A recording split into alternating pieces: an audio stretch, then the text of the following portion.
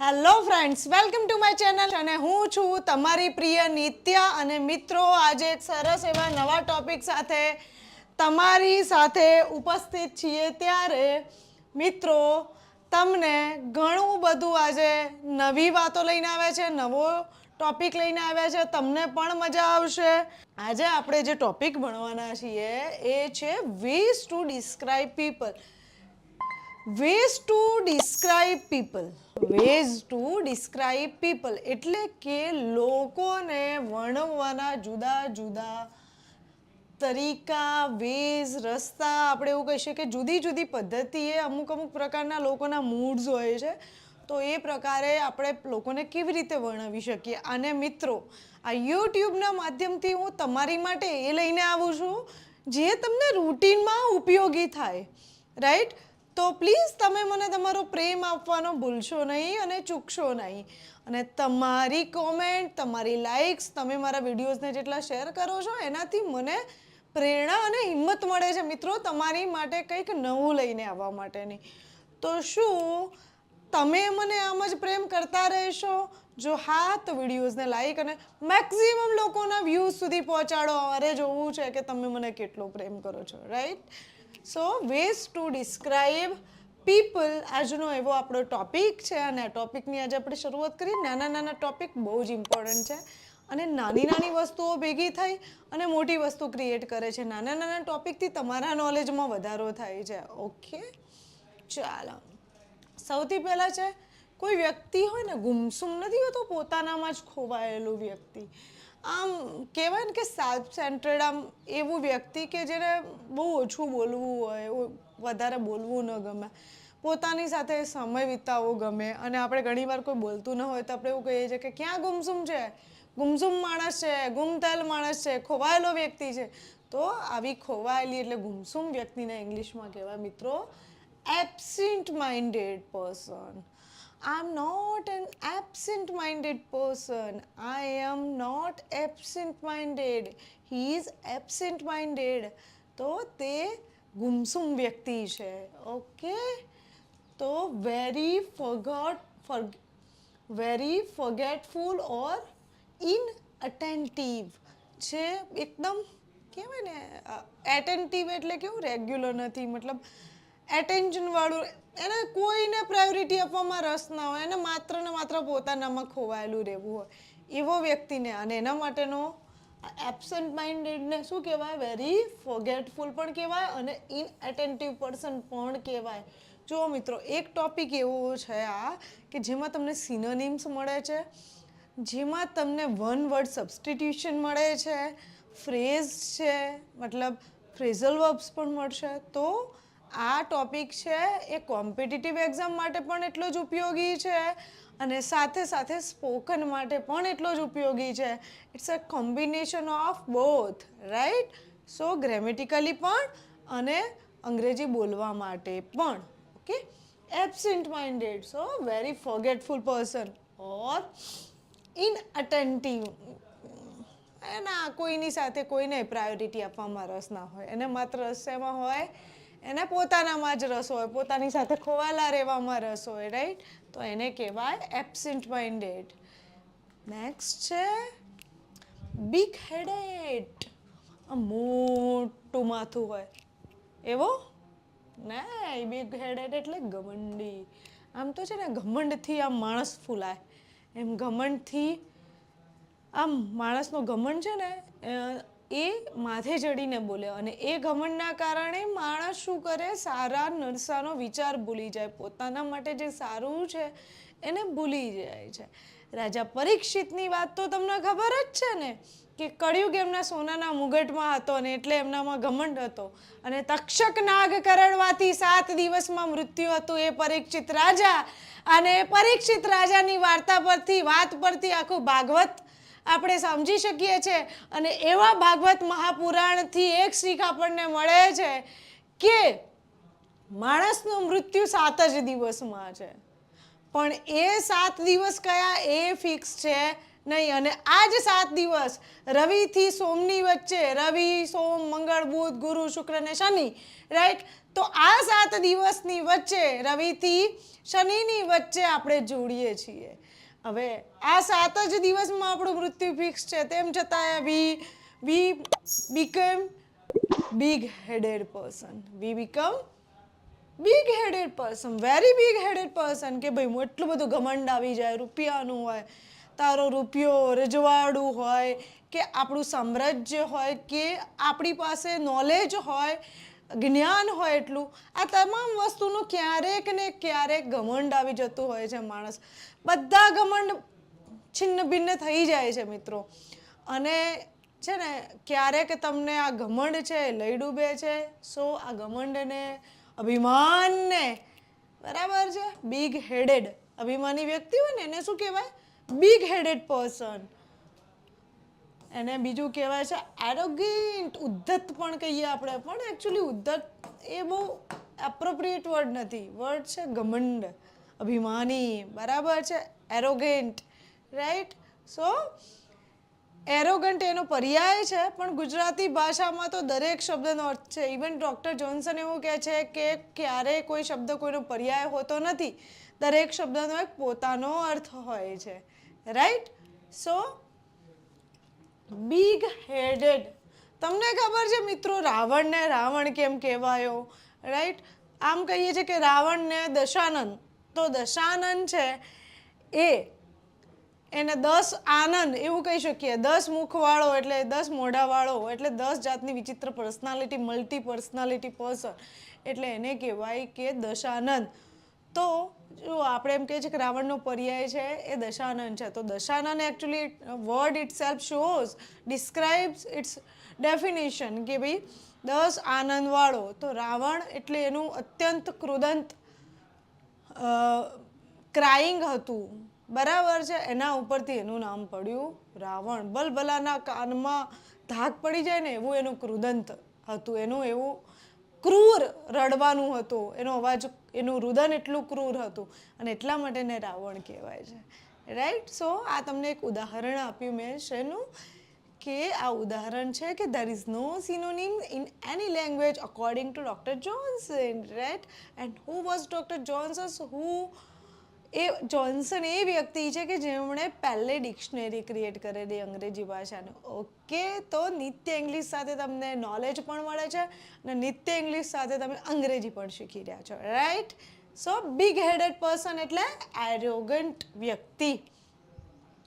Hot headed પહેલું, અને બીજું ભેજા ફ્રાય. યસ, હોટ હેડેડ એટલે જલ્દીથી ગુસ્સો. હોટ એટલે ગરમ થઈ જાય એવું, અને હેડ એટલે મગજ. હવે માથું, તો માથામાં શું હોય? મગજ. તો જલ્દીથી ગુસ્સે થઈ જવા વાળું વ્યક્તિ છે એને હોટ હેડેડ કહેવાય. શોર્ટ ટેમ્પર આપણે જે કહીએ છીએ એ. તો hot headed gets angry quickly, અને શોર્ટ ટેમ્પર પણ આપણે કહીએ છીએ, right. Short tempered person, short tempered person or hot headed or gets angry quickly. So એને જલ્દીથી ગુસ્સે થઈ જવા વાળું વ્યક્તિ. અરે તે મારા બોલ, પેલું મૂવી જોયું છે ને તમે છેલ્લો દિવસ, કેવો પેલો ધૂલો કેવો ફટાફટ ગુસ્સે થઈ જાય છે, બોલ લવી, બોલ બોલ, બસ લાઈક ધેટ. એવા વ્યક્તિને કહેવાય હોટ હેડેડ પર્સન. શું કહેવાય એને? Hot headed person. મેં હું, રાઈટ. હમણાં એક મૂવી રિલીઝ થયું છે શેતાન, જો તમે જોયું હોય તો, રાઈટ. તો એમાં જે આર માધવને શેતાનનો રોલ નિભાવ્યો છે, right. So he was big headed person and hot headed person. ધૂલાનું ઉદાહરણ તમને આપ્યું છે. કેવા લાગે છે વર્ડ? મજા આવે છે ને મિત્રો? તો મિત્રો આવું જ અંગ્રેજી શીખતા રહેવા માટે મને તમે અત્યંત પ્રેમ આપો. હજુ મને તમારા પ્રેમની જરૂર છે અને તમારો પ્રેમ વરસાવો મારા સબસ્ક્રાઈબર્સની રૂપે, મારા વિડીયોઝને શેર કરીને, અને તમારો પ્રેમ વરસાવો મારા વિડીયોઝને લાઈક કરીને મિત્રો. See I am all here to teach you something new. અને જ્યારે કોઈ પાત્રમાં ગ્રહણ કરવાની ક્ષમતા હોય તો જ એમાં મૂકવાની મજા આવે. તો મિત્રો યુ આર એ લેવલનું પાત્ર છો કે એમાં જેટલું નાખીએ ને ઓછું પડે, બરાબર છે? એમાં ફૂડ જેટલું નાખીએ એટલું ઓછું પડે. તો શું કામ? તમે મને તમારો અત્યંત પુષ્કળ પ્રેમ આપો. જોઈએ આજે દરેક વ્યક્તિ 5 જણને વિડીયો લાઈક ફોરવર્ડ કરવાનું છે, વિડીયો શેર કરવાનું છે. જોઈએ છે, ચાલો. नोजी, यस, नोजी, क्या अपनी नाक बात में अड़ा देते हो? આવું આપણે અંગ્રેજીમાં હિન્દીમાં સાંભળ્યું છે. વાતમાં પોતાનું નાક ઘૂસેડી દે છે એમ. તો એને કહેવાય બીજાની વાતોમાં દખલ દેવાવાળું વ્યક્તિ જે છે, અન્યની બાબતોમાં ઇન્ટરફિયર કરનારું વ્યક્તિ છે, દખલંદાજી કરવાવાળું વ્યક્તિ છે, એને મિત્રો કહેવાય છે નોઝી. ઓકે, સો બીજું શું કહેવાય ને? Curious about others. મજા આવે ને? અરે પેલાનું શું થયું? જવા દે ને. અરે પેલાનું શું થયું? અરે ફલાણા વ્યક્તિ જેલમાં હતા, છૂટ્યા. અરે ફલાણા નેતાને ત્યાં ઈડીની રેડ પડી, છૂટ્યા. આ બધી વસ્તુઓ જે છે, આવું જાણવામાં જેને રસ હોય એને કહેવાય નોઝી. એને બીજાની વાતોમાં ધ્યાન દેવું બહુ ગમે છે, બીજાની વાતોમાં દખલંદાજી કરવી બહુ ગમે છે. ઓકે, નોઝી મીન્સ બીજાની વાતો જાણવામાં જેને રસ હોય, દખલંદાજી કરવામાં જેને રસ હોય એને કહેવાય નોઝી. Oh, who is next? Early bird. Are you an early bird? No, I'm not an early bird, ma'am. જલ્દીથી ઉઠીને કામ શરૂ કરવા વાળું વ્યક્તિ. રાત્રે વહેલા જે સુવે વહેલો ઉઠે વીર, બળ બુદ્ધિ ને ધન વધે સુખમાં રહે શરીર. રાઈટ? તો ન્યૂઝપેપર વાળા તો બહુ જ બળ બુદ્ધિ ને ધન વધે, ન્યૂઝપેપર વેચવા જ ન પડતા ને. અર્લી બર્ડ એકચ્યુઅલી એવું છે નહીં. તમે દિવસની શરૂઆત જો વહેલા કરો છો તો તમને સમય વધારે મળે છે, અને દિવસ દરમિયાન તમે જે પણ પ્રવૃત્તિઓ કરો છો તેમાં તમારું સ્વાસ્થ્ય સારું રહે છે. રાત્રે તમને પછી વહેલા ઉઠો એટલે રાત્રે વહેલા સૂવું ગમે, અને એના લીધે શરીરને પૂરતી ઊંઘ મળી રહે એટલે સ્વાસ્થ્ય. આ બધું લોજિકલ છે મિત્રો. ઘરડાઓ એમ જ નથી કહી ગયા, કહેવતો એમ જ નથી. બધું ક્યાંક ને ક્યાંક કોરિલેટેડ છે. તો બધું લોજિકલ છે, રાઈટ? તો વહેલા ઉઠનાર વ્યક્તિ, વહેલા ઉઠીને પોતાનું કામ ધંધે લાગી જનાર વ્યક્તિને કહેવાય early bird. Is so early bird. A person who gets up or arrives early. જે વહેલું આવે એને પણ, અને વહેલા ઉઠે એને પણ. રાત્રે વહેલા જે સુવે વહેલો ઉઠે વીર, બળ બુદ્ધિ ને ધન વધે સુખમાં રહે શરીર. ઓકે, નેક્સ્ટ છે નાઇટ ઓલ. Night owl. આને બોલાય છે મિત્રો આઉલ. શું બોલાય છે? Night owl. ઓકે, ગુવડ. યસ. રાત્રે કોણ જાગે? તો કે ગુવડ જાગે. ગુવડની અમારે ત્યાં ગામડામાં એવું કે, શું આખી રાત ગુવડની જેમ જાગ્યા કરે છે? સુઈ જાય ને, ક્યાં ઉલ્લू की तरह जागते रहते हो? યા હર શાખ પે ઉલ્લू બેઠા હૈ. બરાબર છે? સો આઉલ એટલે ગુવડ. જેને રાત્રે મોડા સુધી જાગવું ગમે એને કહેવાય નાઇટ આઉલ. અને આજકાલ તો મોસ્ટલી બધા નાઇટ આઉલ છે. રાત્રે 2 વાગ્યા સુધી, 12 વાગ્યા સુધી, 1 વાગ્યા સુધી, 3 વાગ્યા સુધી, 4 વાગ્યા સુધી જાગતા હોય છે. જો મિત્રો તમે 3 વાગે કે 4 વાગ્યા સુધી જાગો છો ને, તો પ્લીઝ 3 વાગે ઉઠી અને બ્રહ્મ મુહૂર્તમાં શાંતિથી મેડિટેશન કરો. તમને જીવનની નવી દિશાઓ મળશે. જીવનમાં બ્રહ્માંડની શક્તિઓ છે ને, જે 2.5થી લઈને 4.5 સુધી એક જોરશોરથી પાવરમાં હોય, અને જ્યારે તમે તમારી જાતને શક્તિઓ સાથે જોડવાની કોશિશ કરો છો ને બ્રહ્મ મુહૂર્તમાં, ત્યારે then you sharpen your life, you sharpen your body, you sharpen your knowledge, you sharpen your power. દરેક વ્યક્તિની અંદરની જે ઉર્જા છે ને મિત્રો, એ ઉર્જા ત્યાં કનેક્ટ થવાનો. અત્યારે જે મોબાઈલ છે ને, એની જગ્યાએ પહેલાં ટેલિપથી હતું કે મારા મનની વાત સામેવાળા ભલે હજારો કિલોમીટર દૂર ઋષિમુનિઓ હતા તો પણ ધ્યાનમાં બેસીને વાત કરી શકતા હતા. આ જે બ્રહ્માંડમાં રહેલી ઉર્જા છે ને, તાકાત હતી. આ વાઇબ્સ ત્યાં પહોંચતા હતા. આજે પણ એ શક્ય છે, પણ આજે એવું છે, ભાગવત એવું કહે છે કે કળિયુગમાં તો ભેંસના શિંગડા પર કે ગાયના શિંગડા પર રાઈનો દાણો ટકે ને એટલું પણ વ્યક્તિ જો પોતાની જાત સાથે મેડિટેશન કરી શકે ને કોન્સન્ટ્રેટ કરી શકે ને તો એને જીવનમાં મુશ્કેલી ન આવે, રાઈટ. તો એ અધ્યાત્મ તરફ આગળ વધી પોતાની અંદરની શક્તિઓ તરફ આગળ વધી શકે છે. સો કેન યુ ડુ દેટ?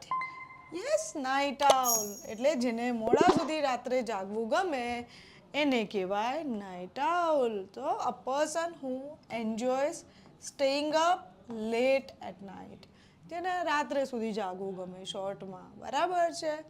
સો મિત્રો, નેક્સ્ટ છે ડેરડેવિલ. શું છે? ડેરડેવિલ. યસ, ડેરડેવિલ. આ તો શબ્દ તમે સાંભળ્યો જ છે, હિંમતવાન. પેલી એક ગેમ તમે જોઈ હશે મૂવીઝમાં, ડેર ઓર ટ્રુથ, ડેર ઓર ટ્રુથ. પછી પેલી બોટલ ફેવરે, જેની બાજુ ફરે, જેની બાજુ એનું મોઢું આવે બોટલનો, બરાબર છે ભાગ. એ પછી ડેર ઓર ટ્રુથ, તો સાચું બોલવાનું જીવનનું એક અથવા ડેર કરવાની, આવી બધી વસ્તુઓ એ ડેર ડેવિલ કહેવાય. હિંમતવાળું કામ કરનાર. Reckless person who enjoys doing dangerous thing. એવો વ્યક્તિ કે જેને કોઈ વસ્તુનો ભય હોય ને એ તરફ એક ક્રિયા કરે, બરાબર. જેમ કે મને છે ને મિત્રો ઊંચાઈથી ડર લાગે છે, તો એમ છતાં હું ઊંચાઈ પર જાઉં અને ઊંચી જગ્યાએ ધાબા પરથી નીચે જોવામાં મને બહુ ડર લાગે, તો હું ડેન્જરસ થિંગ એટલે મને નીચે જોવું ના ગમે, તેમ છતાં હું જોવું એની માટે ડેર કરું, એને કહેવાય ડેર ડેવિલ. ઓકે, નેક્સ્ટ છે ટ્રબલ મેકર. ટ્રબલ મેકર અશાંતિ ફેલાવનાર અથવા ટ્રબલ બનાવનાર, ટ્રબલ ઊભી કરનાર, એટલે કે કોઈ પણ રોળા નાખનાર. ગુજરાતી ભાષામાં આને શું કહેવાય? રોળા નાખનાર.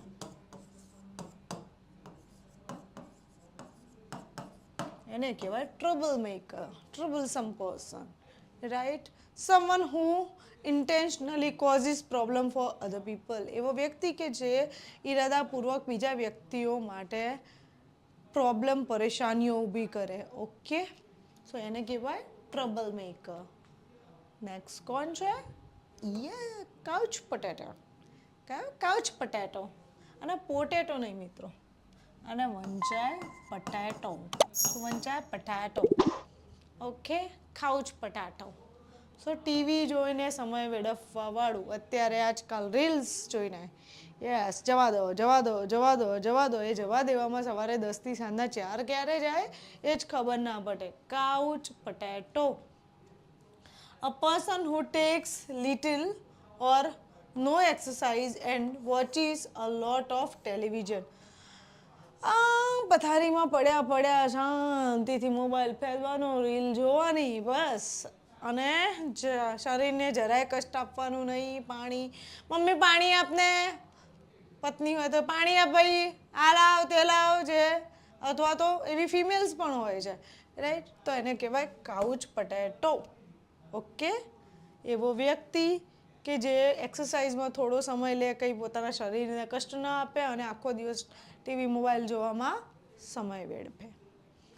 ઓકે મિત્રો, તો કેવું લાગ્યું તમને મારું આજનું લેક્ચર? મજા આવી? જો મજા આવી હોય તો વિડીયોઝને લાઈક કરો, રાઈટ, અને શેર કરો ચેનલ અને વિડીયો બંનેને, and subscribe my channel friends. And આજે મેં તમને કોઈ ટાસ્ક અત્યારે નથી આપ્યો, પણ તમારો ટાસ્ક એ છે કે તમને વિડીયો કેવો લાગે છે એની કોમેન્ટ ચોક્કસથી જોઈએ છે. Thank you. એટલી અપેક્ષા સાથે મિત્રો મળીએ છીએ નવા લેક્ચરમાં, નવા વિડીયો સાથે. ત્યાં સુધી બાય.